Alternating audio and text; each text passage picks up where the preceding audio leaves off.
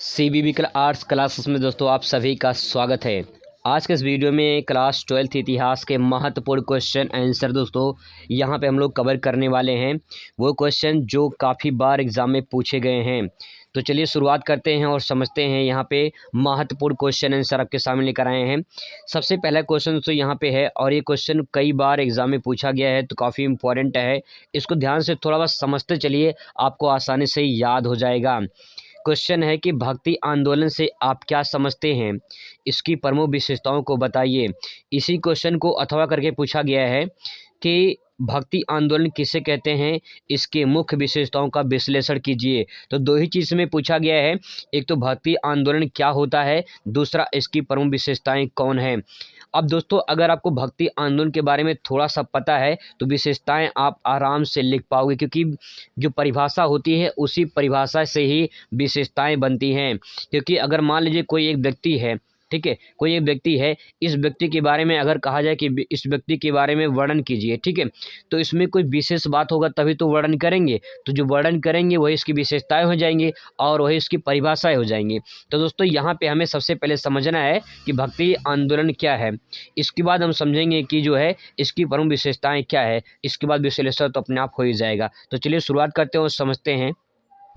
दोस्तों बस ध्यान से सुनते चलिए, आपको कहानी बस सुनना है। बस इतिहास में कहानी अगर समझ में आ गया ना तो आप अच्छे से पूरी तरह से लिख पाएंगे। तो चलिए शुरुआत करते हो, समझते हैं। यहाँ पे देखिए उत्तर में अब लिखना आपको है कि सल्तनत काल की भक्ति और धर्म सुधार आंदोलन के ही भक्ति आंदोलन कहा जाता है।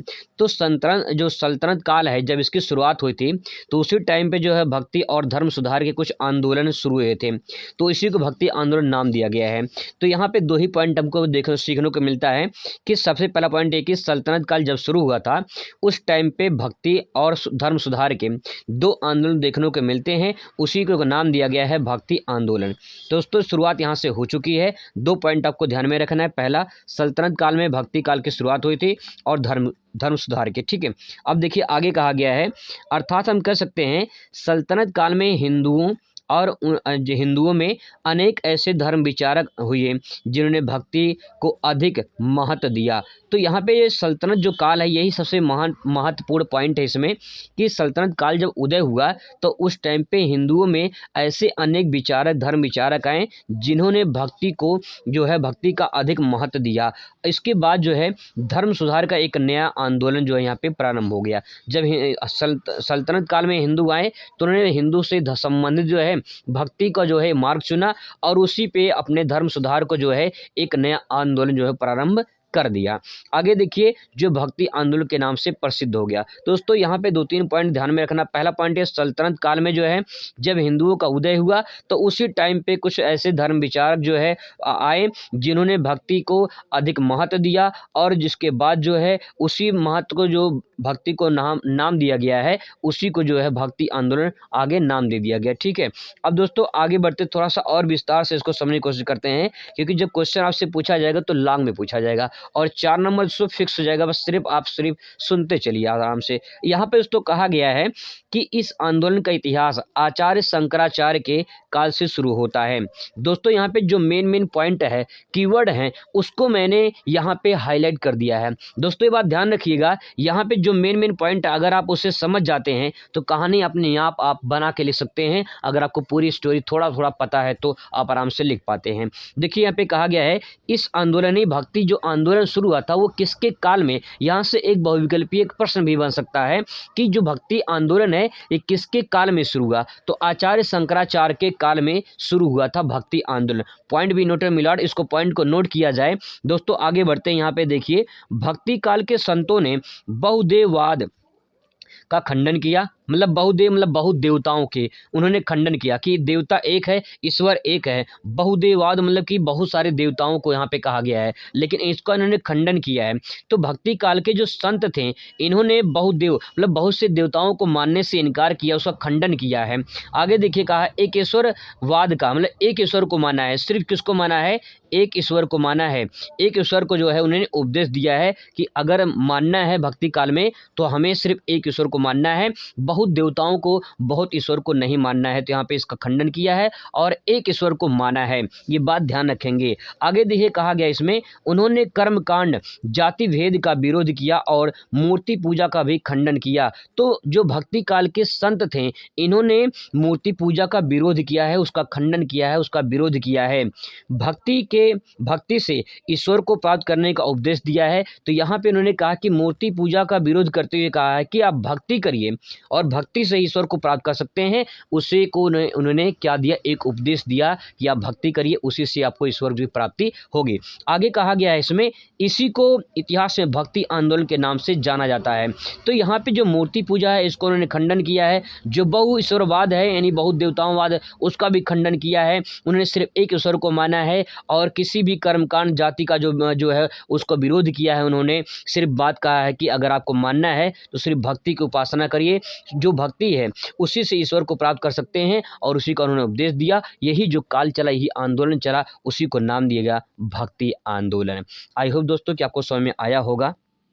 दोस्तों बस थोड़ा सा और रुके रहिए, आपको पूरा कंफर्म हो जाएगा। यहाँ पे जो आपका नंबर है, यानी जो 4 नंबर मिलने वाला है, या अगर और थोड़ा सा आप विस्तार में लिखते हैं तो आपको 6 नंबर भी इसमें और 8 नंबर भी इसमें पा सकते हैं।